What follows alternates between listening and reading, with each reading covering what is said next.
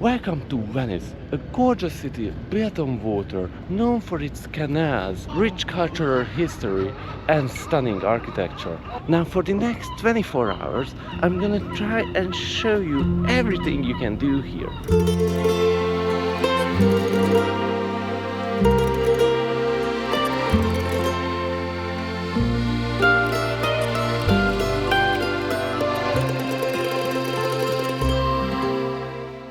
The Venetian lagoon is built up by 118 small islands, separated by canals and connected by over 400 bridges. When you are traveling to Venice, you are probably visiting the main tourist area, which is connected to mainland Venice by train, but you are also able to arrive by a boat or with a car. Despite being over 1500 years old, the wooden piles Venice was built on have petrified underwater, providing a stable base for the city's buildings. Join my friend Nicole and I as we explore this floating marvel, uncover its fascinating history and experience the magic of a city that has captivated travelers for centuries.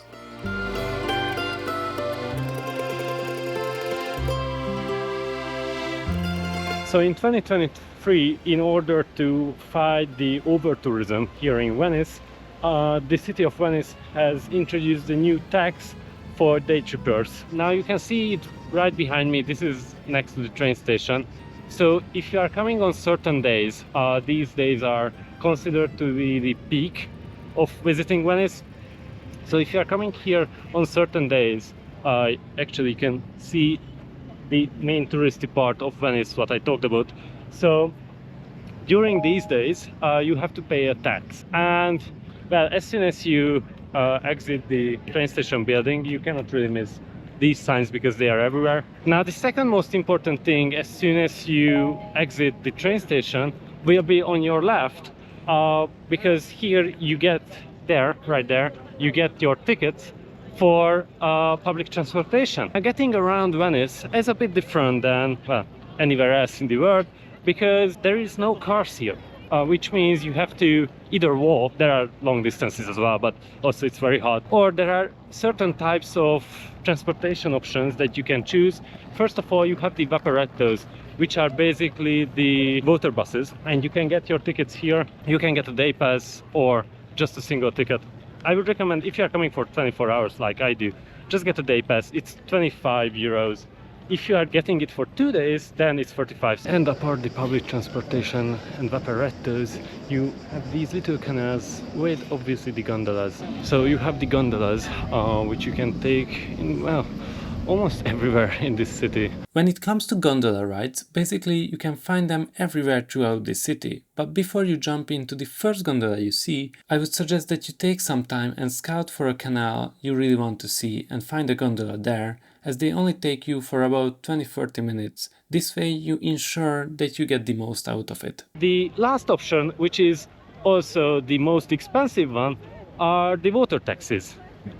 Now again, if you want to travel fancy, or you don't mind spending an extra $100 on that, then it's the perfect option for you. You can get it from the airport to Venice, or basically anywhere here as well. Now obviously we will stay with the vaporettos. We just bought our day passes, so we're gonna drop off our luggage and then head and explore this beautiful city.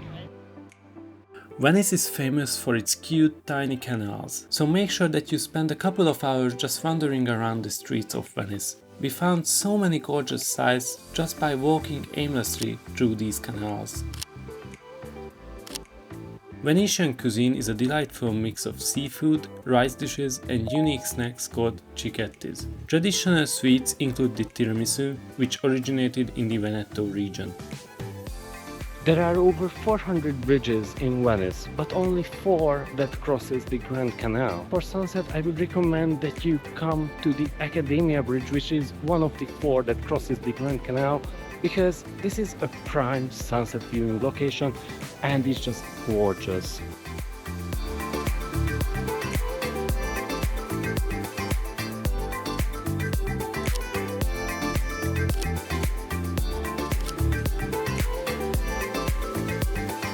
We have just arrived to the heart of Venice, to the beautiful St. Mark's Square. As you can see, no one is around. That's just because it's 5 a.m.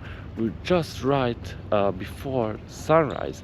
Now if you want to see this place completely unbothered, then I would suggest coming here for sunrise, or at least like very early in the morning, so you have it all to yourself. Piazza San Marco, the heart of Venice, is a bustling square surrounding by architectural wonders, famously called the drawing room of Europe. This lively piazza has been a gathering place for Venetians and visitors alike, providing a stage for everything from historic events to pigeon-feeding tourists. Now there are a couple of interesting buildings here on this square. First of all, you have the tower, which is the highest building here in Venice. Soaring above Venice at nearly 100 meters, the Campanile Tower offers the best panoramic views of the city. Originally a lighthouse, this iconic bell tower has watched over Piazza San Marco since the 9th century. On the other side of the square, you have St. Mark's Cathedral with the domes, which are actually fake. In order to ease the weight on the city and on the foundation, they have decided to make up the domes from wood and other materials, so it won't weigh down the building, as you know, it would sink otherwise. The St. Mark's Cathedral, built in the 11th century, is renowned for its stunning Byzantine architecture and mosaics. And the last place is the Doge's Palace. Now the Doge's Palace was really the heart of the Republic of Venice back in the days. This building served as the residence of the Doge, or the chief magistrate, and the government. The Bridge of Sights connects the Doge's Palace to the historic prison across the Rio di Palazzo. Built in the early 17th century, this enclosed bridge is shrouded in legend. It is said that prisoners would sigh as they crossed it, catching their last glimpse of the beautiful Venetian lagoon before facing their judgment. As you visit the interior of the Doge's Palace, make sure that you don't miss this iconic landmark. We had just arrived to the incredible Rialto bridge. Now this is one of the 4 bridges that crosses the Grand Canal, and this one is the oldest. Now at this point where I'm standing, the Grand Canal is the narrowest.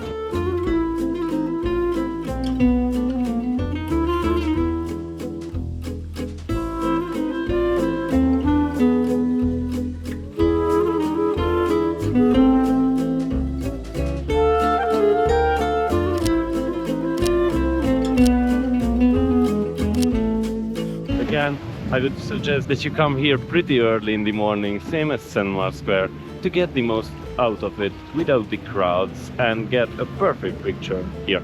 Make sure that you visit the Rialto market, as it is a vibrant hub of Venetian life, bustling with locals and visitors who come to savor its rich array of fresh seafood. Situated near the iconic Rialto bridge, this historic market has been the city's main trading post since the 11th century. If you are not a seafood lover, don't worry. Next door you can get fresh fruits and vegetables as a snack for the day. That's actually pretty cool. Yeah, I mean, I wish I got wider, but... I'm stealing your photos. So what I will do is stop the video there, Yeah. export the current frame, edit it, and post it on Instagram. That's how we do it.